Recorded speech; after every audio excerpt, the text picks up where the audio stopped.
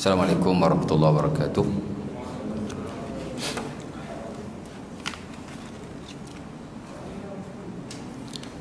Alhamdulillah, innal hamdalillah nahmaduhu wa nasta'inuhu wa nastaghfiruh.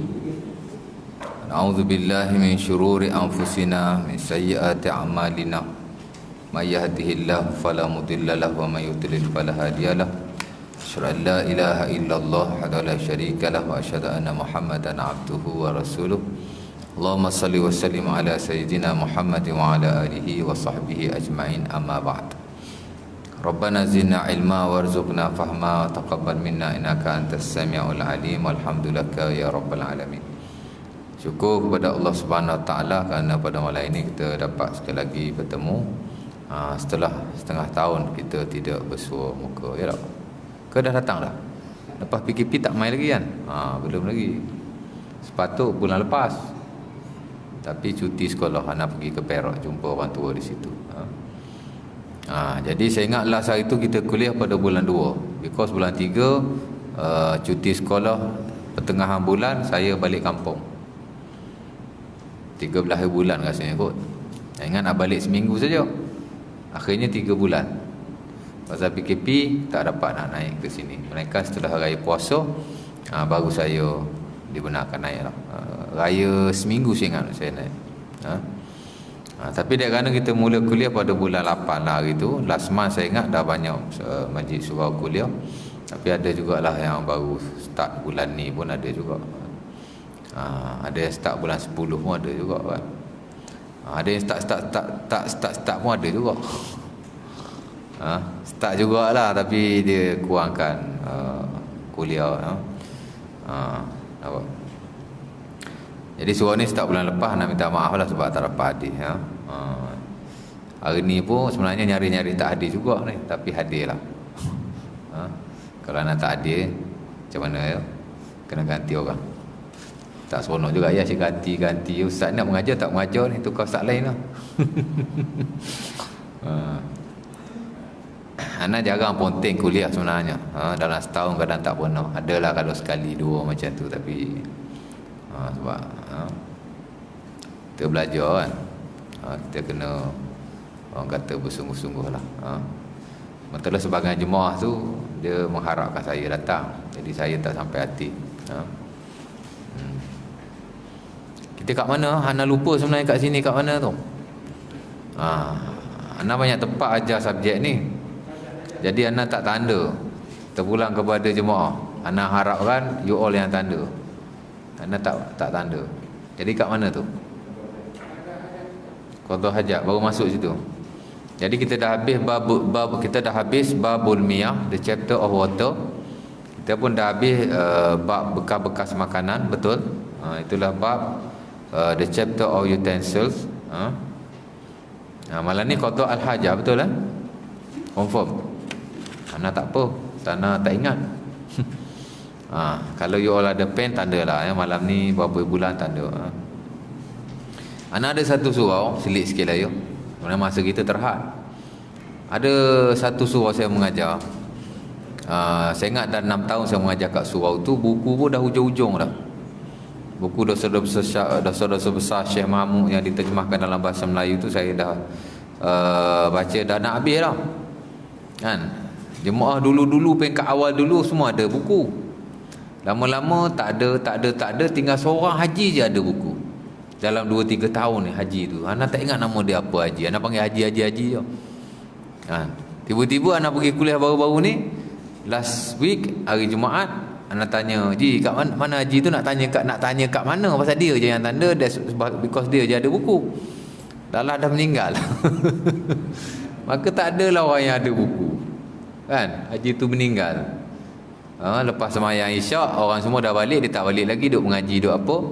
Mana dia pergi tandas, on the way dia nak balik ke surau balik, di tengah jalan, tengah bersandar sakit dada kot, mati bersandar situ lah. Terkejut kat saya kan. Sebenarnya ada dah 2-3 kes. Kalau saya tanya haji tu mana dah meninggal lah. Ustaz jangan tanya lagi Ustaz. Baik, malam ni qadha al-hajah ya. Dah tengah dah. Yang ke Oh yang sunnah, oh yang haram sudah, yang makruh pun sudah, malah ni yang sunnah. Mana yang amat-amat digalakkan? Kerana Rasulullah SAW ada melakukannya. That's why kita sebut sunnah. Baik. Jika perkara yang terawal kita sebut haram, ia dilarang. Yang kedua makruh juga dilarang, tapi berbeza, kerana makruh ialah perkara yang tidaklah berdosa jika kita meninggalkannya, berbeza dengan haram. Adapun sunnah, amat-amat digalakkan. Definisi kepada sunnah ialah ma'amara syari' nahyan wa rajazimin, bihaitsu yusabu ala fi'lihi wa la yu'aqabu ala tarkihi. Itu definisi ada dalam buku-buku usulul fiqh. Ataupun sebagian ulama mentakrifkan ma'amara bihi syar'u ala wajhil ilzam, apa-apa yang disuruh oleh syarak ala wajhi ghairi ilzam wal hatam, apa-apa yang disuruh oleh syarak dengan suruhan yang tidak putus, ataupun apa-apa yang disuruh oleh syarak dengan suruhan yang tidak melazimi. Maksudnya dia suruh, tapi tidaklah kita wajib melakukannya. Sekira-kira jika kita melakukannya diberi ganjaran oleh Allah Subhanahu Wa Taala, berpahala dan seumpamanya. Jika kita tidak melakukannya, tidaklah diiqab, diazab atau dituliskan dosa buat kita. Tapi amat-amat digalakkan. Itu definisi kepada sunnah. Dan ulama kita ada dua istilah lah yang dia gunakan. Pertama dia kata sunnah, yang kedua dia kata digalakkan. Sunnah ni masnun wa yusannu, dan disunahkan. Yang kedua digalakkan. Dia ada sikit sebanyak perbezaan. Jika perkara itu pasti adalah sunnah Nabi SAW, kebiasaannya ulama akan kata dan disunahkan, wa yusannu, dalam buku-buku fiqh. Jadi bila ulama kata dan disunahkan, kita tahu bahawa ia adalah sunnah Nabi SAW, tidak ada pertikaian.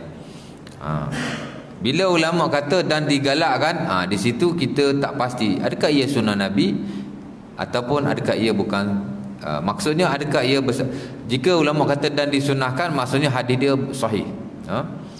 Bila ulama kata dan digalakkan, dia boleh jadi hadis itu sahih, boleh jadi hadis itu tidak dhaif. Sebab itu kalau sepakat ulama sunnah, dia akan kata dan disunahkan, dia tak akan kata dan digalakkan. Tapi tak salah. Mana yang sunnah kita boleh kata disunahkan, kita juga boleh kata digalakkan, kerana ia bersandar kepada hadis yang sahih. Tapi ada juga hadis yang dhaif tapi dia digalakkan, ada juga. Tapi kita tak kata dan disunahkan, kita cuma kata dan digalakkan. Itu beza dia. Sebab itu ulama kita bila dia menggunakan istilah, dengan istilah tu kita sudah boleh faham. Sebab itu peristilahan juga satu perkara yang penting, ya. Sunnah maksudnya yang amat-amat digalakkan, tidak ada pertikaian. Pertama, sunat masuk dengan kaki kanan. Dan bukan hanya ni salah ni, sunat masuk dengan kaki kiri. Salah typing error, kotak matba'i. Sunat masuk dengan kaki kiri. Masuk tandas, sunat masuk kaki kiri, keluar kaki kanan. Di mana bila kita masuk ke tempat-tempat seumpama itu, digalakkan kita masuk dengan kaki kiri. Adapun kita masuk ke tempat-tempat yang baik, seperti masuk ke dalam masjid, seperti masuk ke dalam rumah, digalakkan kita masuk dengan kaki kanan, tandas kaki kiri. Pasal apa? Kerana Nabi SAW suka menganan-nganankan dalam hal-hal yang baik, dan suka mengiri-ngirikan dalam hal yang kurang baik.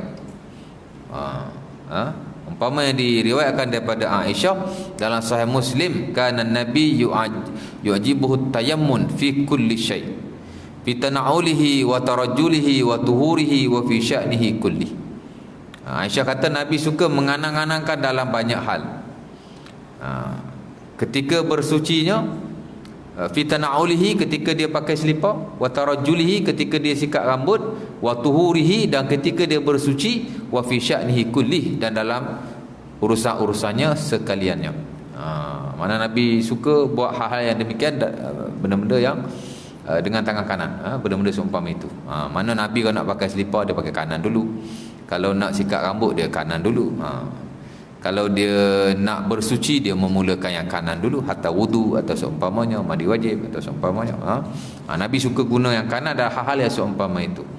Kata Ummu Salamah pula, umpamanya dalam Sunan Ibnu Majah, kanat yaminu Rasulillah li ta'amihi wa syarabihi wa tuhurihi, wa kanat shimaluhu lima siwa zalik wa kanat shimaluhu li ghairi zalika wa makana min adha, atau kama qala. Kata Ummu Salamah, adalah tangan kanan Rasulullah sallallahu alaihi wasallam untuk makanannya, untuk minumannya, untuk bersucinya. Adapun tangan kiri dia guna untuk hal-hal selain daripada itu dan benda-benda yang bersabit dengan kenajisan. Nampak? Jadi kita boleh bezakan di situ. Dan Imam Nawawi rahimahullahu taala dalam syarah Sahih Muslim memberi komentar, katanya wa hadhil qa'idatu wa qa'idatu asy-syar'il mustamirrah al-bada'ah bil yamin fi kulli ma huwa min babit takrim wat tazayyun. Kata Imam Nawawi, adalah satu kaedah syarak yang berterusan, yakni sunnah yang pasti, mendahulukan yang kanan dalam hal-hal yang takrim, yang mulia, wat tazayyun, dan perkara-perkara yang baik. Mana kita kena lihat di situ. Kalau kita nak masuk masjid, masuk rumah dan seumpamanya, kanan. Sama juga kita nak makan, tangan kanan. Tapi hal-hal yang bersabit dengan adha, mana benda-benda yang najis, benda yang tidak elok, kiri lah. Kita nak basuh berak, kiri umpamanya.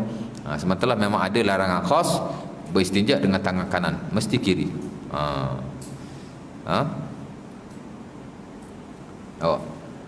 Jadi samalah dalam masuk ke dalam tandas, walaupun tidak ada nas yang spesifik menyebut masuk tandas ni kena kaki kiri, tapi di atas nanas tersebut itu dia bersabit dengan kenajisan, dia bersabit dengan azab, maka masuklah dengan kaki kiri, digalakkan oleh para ulama secara sepakat. Jadi kita masuk dengan kaki kiri.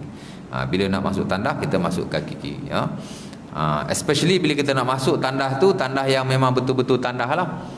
Kan? Kalau kita masuk ke tandas-tandas pasaraya, tandas-tandas hotel atau seumpamanya, hatta mungkin di rumah kita juga, rumah kita besar kan, tandas kita luas, di bahagian hadapan bila kita masuk tu ada sinki, kemudian ada partition-partition untuk tandas. Hak masuk kaki kiri tu hak partition tempat nak buang air najis tu. Peringkat awal ni sebenarnya dia bukan tandas, walaupun tertulis di depan tandas. Sebenarnya yang betul-betul tandas ialah tempat yang kita qada hajat itu. Itulah tandas. Sama juga di rumah kita umpamanya, kalau bilik air sekali dengan tempat buang air dan juga tempat mandi, kan? Kita masuk tempat mandi dulu, tempat qada hajat belakang sikit. Jadi yang kita dimaksudkan dengan tandas ialah tempat kita qada hajat tu. Sebab tu kalau kita mandi wajib atau berwuduk di tempat mandi, walaupun in the same compartment, dia tidak dianggap sebagai tandas. Tandas-tandas ni tempat kita qada hajat yang mana tidak aman daripada najis. Kalau kita sekali tempat mandi dengan tempat qada hajat, sekira-kira tempat mandi kita tu aman daripada najis, mana tak kena tempat kita tu, maka di situ tidak ada masalah, tidak makruh tu kita baca bismillah atau seumpamanya. Nampak? Kalau sekali. Sementara kalau tandas tu memang luas lah, luas kan. Hatta saya sendiri pun kalau pergi ke tandas-tandas pasaraya, kadang-kadang dah keluar tandas, basuh tangan kat sinki, sambil-sambil basuh tangan, saya pun wuduk sekali, ada pernah berlaku. Tapi bila orang tengok, dia pelik, dia tegur juga. Bang, tak surau kita ada tempat wuduk tu. Okey, saya kata. Sebenarnya tidak makruh sama sekali. Pasal yang najis tu tempat berak sana. Sini bukan tempat najis. Dan telah difatwakan oleh ulama, termasuk ulama kontemporari kita, Syekh Saleh Munajjid dalam fatwanya menerangkan dengan jelas perkara berkenaan. Because tandas sekarang tak macam dulu lagi. Kalau dulu tandas hanya tempat berak saja, hari ni tandas macam-macam. Ada tempat berak, ada tempat basuh tangan, ada macam-macam kan. Jadi hak betul-betul tandas yang disebut sebagai al-khala, al-kanif, al-ghaid dan istilah-istilah yang lain merujuk kepada tempat kita qada hajat tu, yang mana tidak aman daripada najis. Walaupun najis dah tak ada pun tak makruh juga. Contohnya hari ni kita bila dah buang air, kita pam, najis tu dah tak ada. Jadi tak makruh lah ustaz, pasal najis pun dah tak ada. Saya kira masih dimakruhkan oleh para ulama kerana itu tempat najis, kan? Because najis ni pun bukan hanya yang zahir di mata kita. Kadang-kadang bila mengecik air di situ, dia tak dibersihkan, jadi masih ada najis-najis yang tidak kita nampak. Jadi tak boleh lah, tak kira lah flush tak flush pun, tak tahulah aku ada fatwa sesiapa yang mengatakan tidak makruh jika telah di flush. Wallah ta'ala alam. Tapi setahu saya masih dalam konteks yang dimakruhkan, kerana itu ada tempat qada al-hajah. Jadi yang kata makruh, yang kata masuk kaki kanan, kaki kiri tu bila kita nak masuk betul-betul tempat kita qada hajat tu. Kalau kita masuk tandas pasaraya, dia luas. Mula-mula masuk tu dah tulis dah tandas. Baca doa di situ lah. Boleh, tak ada masalah. Tapi kalau kita baca doa di tempat yang kita nak masuk kecil pun tidak ada masalah. Because yang dimasukkan dengan tandas hak tu sebenarnya, bukan kawasan luar tu, ya. Jadi kita kena tahu. Masuk kaki kiri yang tu. Jadi kalau kita masuk yang mula-mula tu kaki kiri, tiba-tiba kita nak masuk yang kita kencing tu kaki kanan. Jadi tak elok, tak ni lah. Hak masuk dengan kaki kiri sebenarnya hak tempat kecil tu. Hak sana nak masuk ke kanan boleh, masuk kaki kiri boleh sebenarnya. Sebab dia bukan tandas. Tapi dua-dua nak masuk kaki kiri ustaz, terpulang. Tapi dimaksudkan dengan menggunakan kaki kiri untuk ke tempat qada hajat ialah kompartmen yang kecil yang kita qada hajat di situ, ya. Baik. Kemudian sunat keluar kaki kanan. Keluar kaki kanan. Jadi bila kita dah masuk ke tempat yang seumpama itu dengan kaki kiri, digalakkan kita keluar dengan kaki kanan. Kita masuk masjid dengan kaki kanan, kita keluar dengan kaki kiri. Kita masuk rumah kita dengan kaki kanan, kita keluar dengan kaki kiri. Dan begitulah dalam hal-hal yang lain. Ia satu kaedah syarak yang berterusan kata Al-Imam Nawawi rahimahullah ta'ala. Jadi kita amalkanlah, ya. Hatta kita bermuamalah sesama kita pun dulukan yang kanan. Kalau boleh kita sentiasa menganan-anankan. Dan dalam ada juga riwayat Nabi SAW menyatakan tayammanu mastata'tu. Menganang-anlah kamu setakat mana yang kamu mampu. Selagi kita boleh guna yang kanan, ada hal yang tidak melibatkan hal yang buruk, hal yang najis, kita guna tangan kanan. Bukan hanya nak makan, nak minum, apa-apa urusan saja. Kita nak bagi, kita nak ambil, kan, guna tangan kanan. Dan memang ada nas yang melarang pun kita berurusan dengan tangan kiri jika tidak ada apa-apa keunsuran. Umpama dalam sunat Ibnu Majah daripada Ummu Salamah, Nabi kata idza ata ahadukum falyu'ti bi yaminihi wa idza akhadha falyakhudh bi yaminihi fa inna syaitan yu'ti wa ya'khudh bi shimalihi. Nabi kata kalau kau nak bagi, bagilah dengan tangan kanan. Kalau kau nak ambil, ambillah dengan tangan kanan. Sesungguhnya syaitan mengambil dan memberi dengan tangan kirinya. Jadi guna kanan. Saya kidal ustaz. Kidal ni selagi dia boleh guna tangan kanan, dia guna tangan kanan. Melainkan kalau dah tak boleh sangat. Contoh paling senang orang kidal tuan-tuan, kalau dia makan dengan tangan, kan, tak pakai sudu, tak pakai garpu, dia boleh makan tangan kanan. Tapi kalau pakai garpu, pakai sudu, dia kekok. Nak masuk mulut jadi seksa sangat. Sebab tu kalau tuan-tuan perhati orang kidal, dia makan pakai sudu dengan tangan kiri. Tak perhati, tak pernah perhati. Saya pasal dua orang dah saya tanya, memang itulah jawapannya. Saya kalau makan tangan kanan ustaz, nak masuk mulut seksa sangat, dia kata. Jadi kekok lah, kekok. Kalau makan dengan tangan, memang dia akan makan dengan tangan. Tapi kalau pakai sudu, dia kekok. Kita pun tak tahu. Nak tahu tuan-tuan jari makan, pakai sudu tangan kiri. Tuan-tuan tahulah kekok tu macam mana. Macam itulah dia. Jadi mungkinlah saya kata ada keharusan insya-Allah taala pasal dia kidal kan. Tapi dalam hal-hal yang dia boleh guna tangan kanan atau yang kanan, gunalah yang kanan, insya-Allah taala dapat pahala.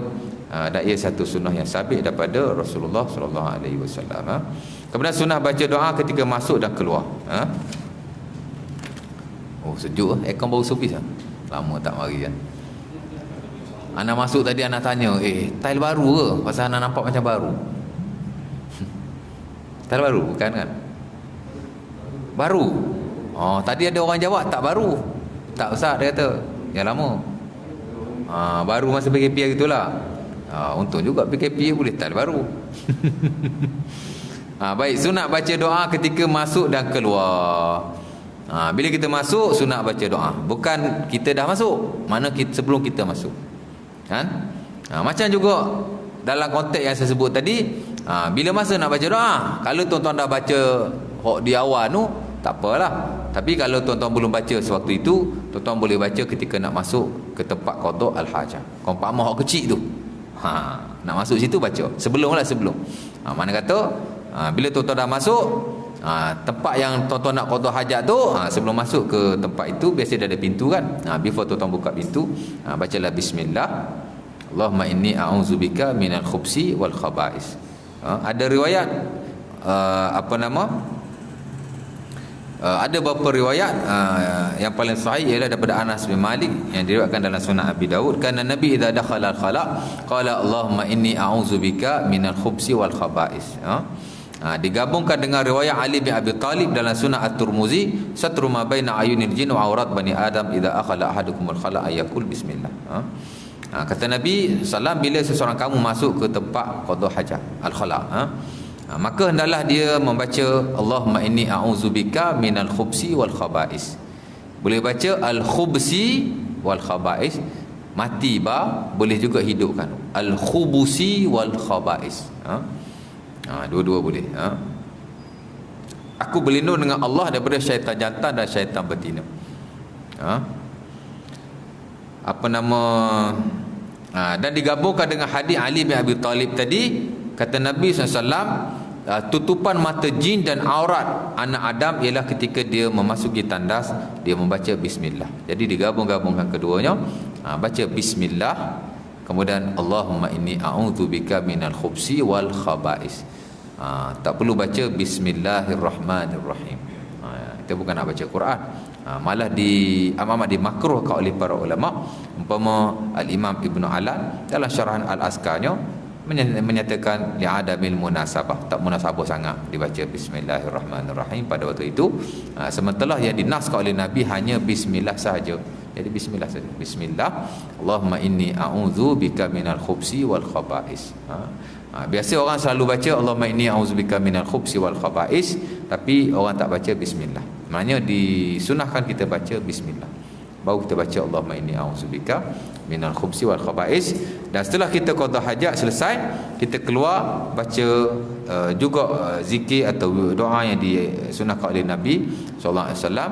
Antaranya Allahumma inni alhamdulillahillazi adhaba 'anil adza wa 'afani. Dan ada lagi beberapa riwayat yang lain daripada Abi Hurairah, berbeza lafaznya. Alhamdulillahillazi abqa fi quwwatahu wa adhaba 'anni adha. Dan mungkin lagi lah ada lafaz-lafaz yang lain, tapi yang paling masyhur yang dinukilkan dalam buku-buku zikir ialah hadis Anas bin Malik yang juga diriwayatkan dalam Sunan Abi Dawud. Katanya kana Nabi idza kharaja minal khala qala alhamdulillahillazi ashaba 'anil adza wa 'afani. Kata Anas bin Malik, Nabi SAW bila dia keluar daripada tandas, dia membaca doa berkenaan. Cuma hadis itu sebenarnya dia tidak sahih di sisi ulama-ulama hadis. Jadi para fuqaha menggabungkan antara hadis Aisyah yang sahih dengan hadis Anas berkenaan. Mana hadis Aisyah yang sahih ialah ghufrana. Aisyah katakan Nabi idza kharaja minal khala' qala ghufrana. Nabi bila dia keluar daripada tandas, dia akan berkata ghufrana, maksudnya ampunkanlah aku wahai Tuhan. Baru baca alhamdulillahillazi ashaba 'anil adza wa 'afani. Saya rasa ramai orang duk baca alhamdulillahillazi ashaba 'anil adza wa 'afani sebab banyak ditampal-tampal. Kita sudah diajar daripada kecil. Tapi tak ramai yang tambah ghufrana. Jadi samalah, nak masuk bismillah dulu, baru baca Allahumma inni a'udzubika minal khubsi wal khaba'is. Bila keluar ghufranak dulu, ghufranaka. Alhamdulillahillazi azhaba 'anil adza wa 'afani. Jadi dapatlah kita pahala. Sementara kita bila baca doa berkenaan, kita berlindung kepada Allah daripada syaitan, kerana itu tempat yang tak baik, dah tentu syaitan ada di situ. Dan bila kita keluar, kita puji Allah Subhanahu Wa Taala kerana memberi kelegaan kepada kita. Lega qada hajat kan tuan. Kan?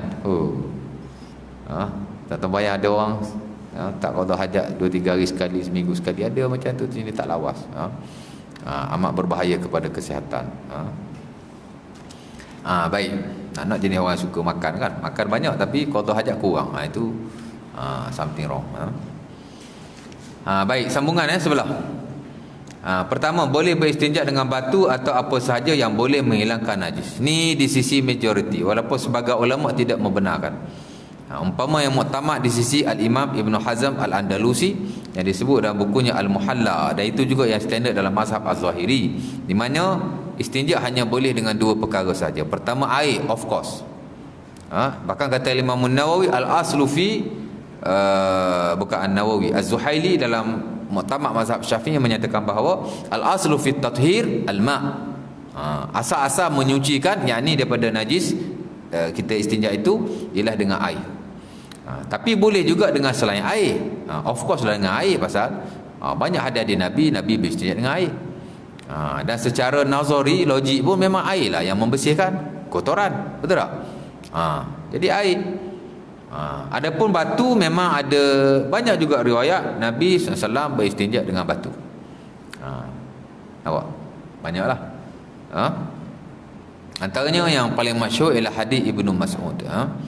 Di mana katanya kharajan Nabi ila al-khala fa amarani an ati bi salasati ahjar fa ataituhu bihajarain faltamastu saz wa lam ajid dia kata fa akhastu ar-rausa fajitu bil hajarain war rausa fa akhadha an-nabi al-hajarain wa alqa ar-rausa fa qala hadha riksun. Kata Ibnu Mas'ud, Nabi qada hajat, aku bawa kepadanya 2 batu. Nabi suruh aku bawa 3 batu, aku bawa 2 batu saja, satu aku tak jumpa. Apa aku buat? Aku ambil najis haiwan yang telah kering. Ada riwayat lain najis himar. Najis ni bila dia kering, dia dah tak bau, dia macam batu juga. Jadi dia ambil, dia ingatkan boleh kot. Dia bagi kat Nabi, Nabi ambil 2 batu berkenaan dan Nabi buang najis itu, dan Nabi kata ini najis. Ini najis.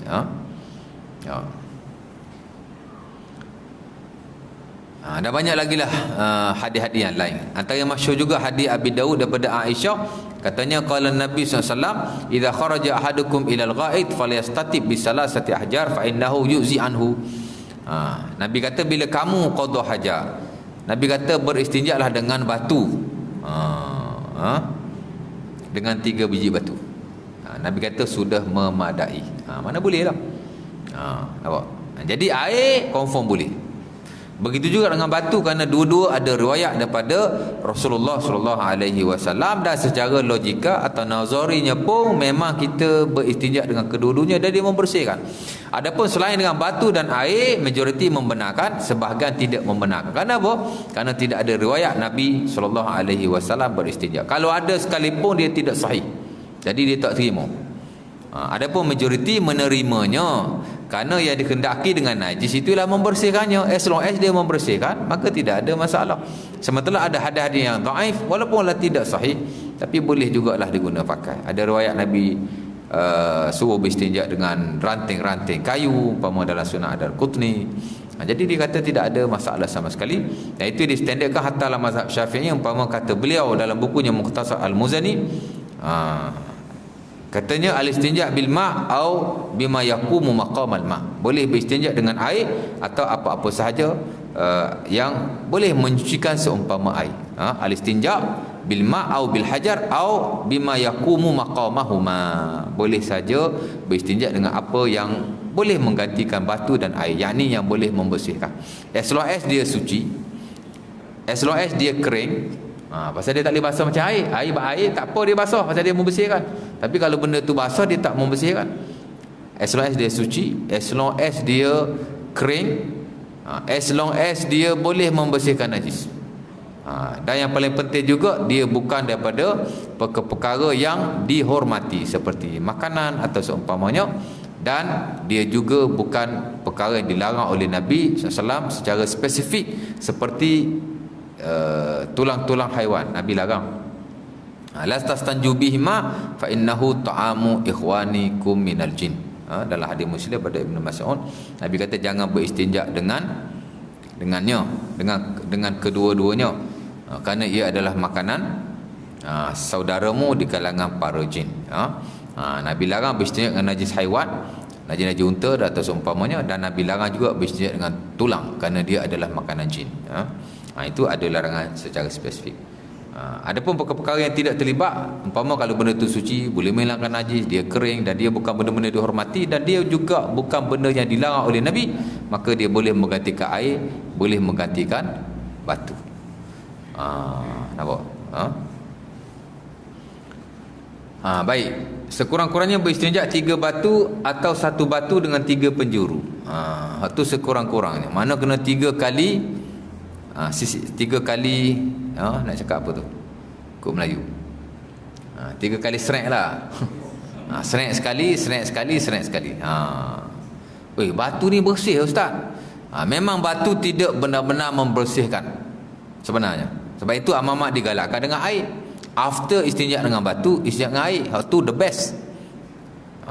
Umpama standard dalam mazhab Syafi'i, bila Nabi SAW, antaranya dalam sunnah Abi Daud, Allah Ta'ala turun ayat memuji orang-orang Quba. Dan surah At-Taubah ayat 108. Ni saya cerita mukadimah dulu lagi. Fihi rijalun yuhibbuna an yatatahharu wallahu yuhibbul mutahhirin. Allah Ta'ala suka orang yang bersuci. Ada lelaki yang bersuci, Allah Ta'ala suka orang yang bersuci. Allah Ta'ala puji orang Quba. Nabi pun tanya, ma tasnaun, apa yang kamu buat? Dia kata, nutbi'ul hijaratal ma', kami istinja dengan batu, after that kami beristinja dengan air. Sebab tu yang standard dalam mazhab Syafi'i, afdal dengan batu dulu and then dengan air. Tapi jangan bawa batu pula kita tanah lepas ni. Guna batu dulu, batu basuh dengan air pula. Nak lempar kat mana batu tu? Inilah konteks fiqh. Tapi tidaklah bererti ia bersesuaian dengan kita. Sebenarnya yang paling afdal, yang paling mudah bagi kita, itu yang paling afdal. Yang paling afdal ni yang paling mudah bagi kita. Itu yang paling afdal. Tapi lah konteks fiqh yang biasa, base kepada hadis-hadis Nabi, itulah. Jadi kedua-duanya ya. Jadi kalau guna air, sama ada air sahaja ataupun batu dulu, after that baru air, memang membersihkan lah, because air memang membersihkan. Adapun batu dia tidak benar-benar membersihkan. Masih ada asarun najasah, masih ada kesan-kesan najis. Tapi dia dimaafkan kerana dia termasuk dalam umumul balwa. As long as di kawasan lain daripada tempat keluar itu tidak ada ainnya, walaupun ada baunya, maka tidak ada masalah. Nampak? Sebab tu sekurang-kurangnya 3 batu, bukan bermaksud kena 3. Kalau 3 tu tak bersih lagi, gunalah 10 batu, 20 batu pun. Tapi sebaik-baiknya dalam witir, secara genap. 3, 5, 7 sampai tidak ada ain.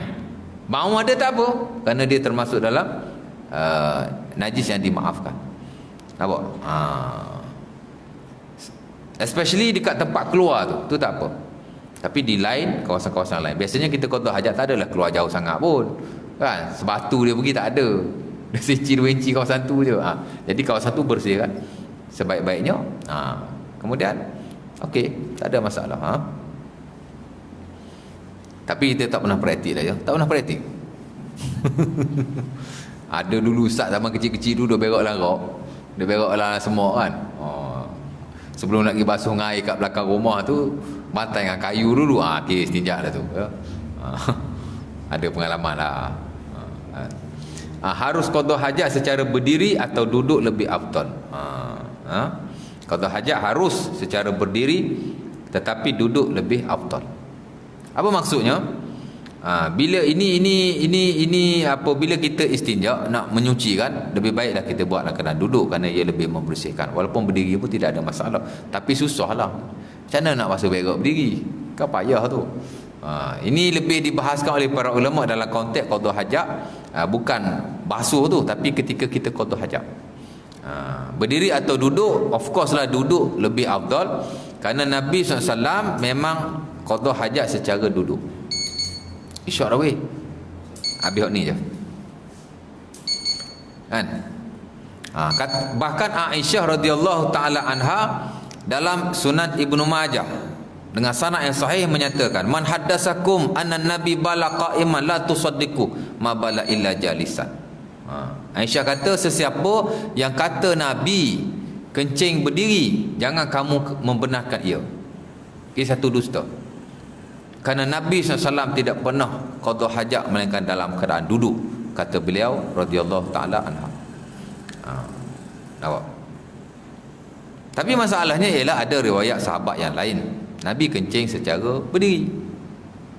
Umpamanya dalam Sahih Muslim daripada Huzaifah bin Al-Yaman, ada menyatakan dengan hadis yang agak panjang, ada juga hadis yang singkat. Atan Nabi subata qaumin fabala qa'iman fada'a bima fajituhu bima fatawatta. Huzaifah kata Nabi datang ke tempat longgokan sampah di satu kaum, kemudian Nabi kencing secara berdiri. After that Nabi minta air, aku beri air kepadanya, lalu dia istinja dan dia berwudu dengan air berkenaan. Sebab itu afdal berdiri, afdal duduk, tapi berdiri sekali-sekala harus di sisi para ulama.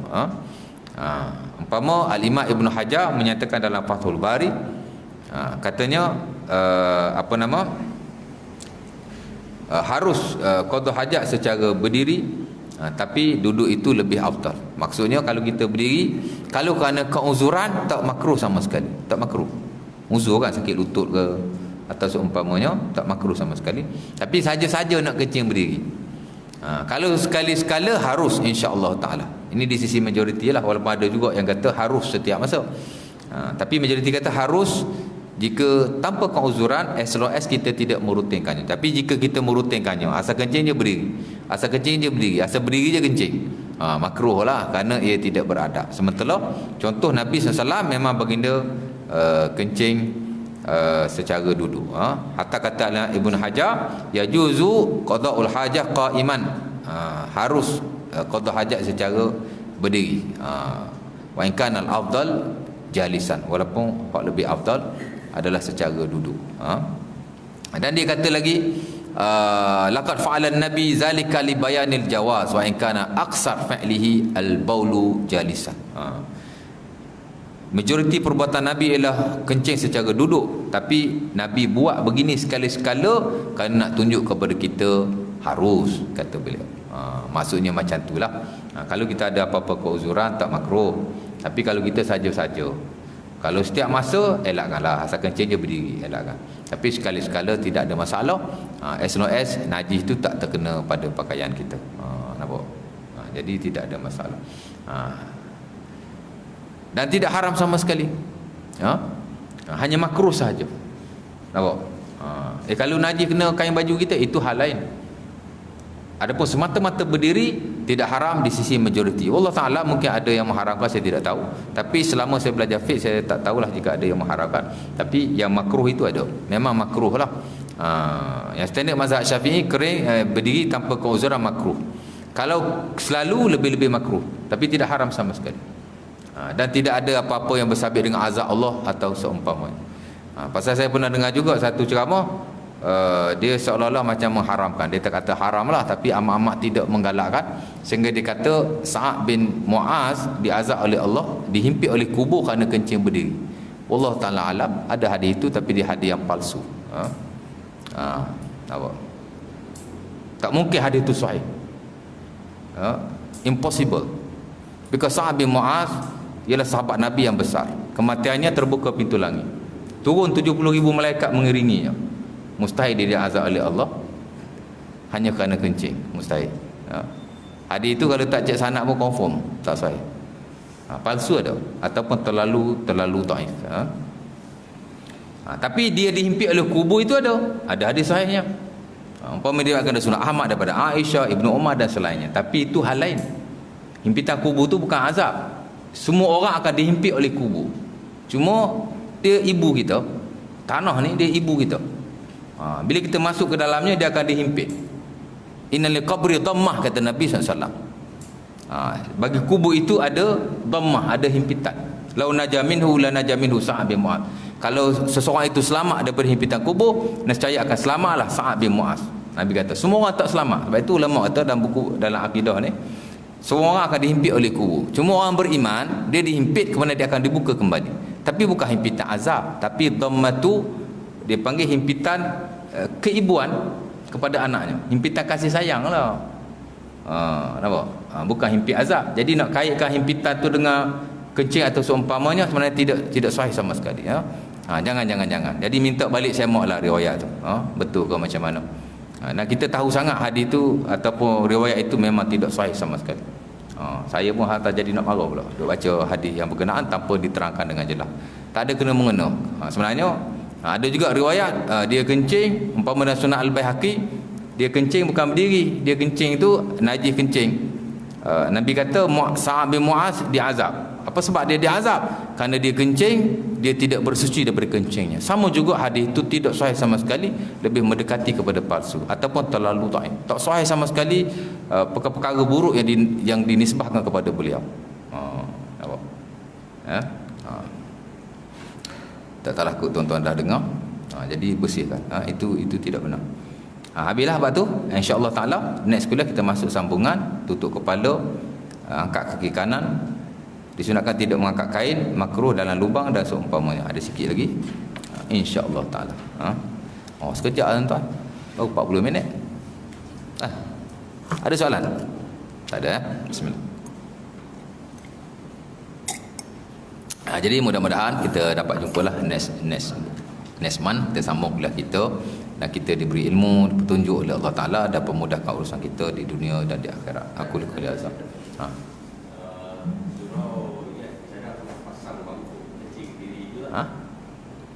Makuk kecil berdiri kenapa?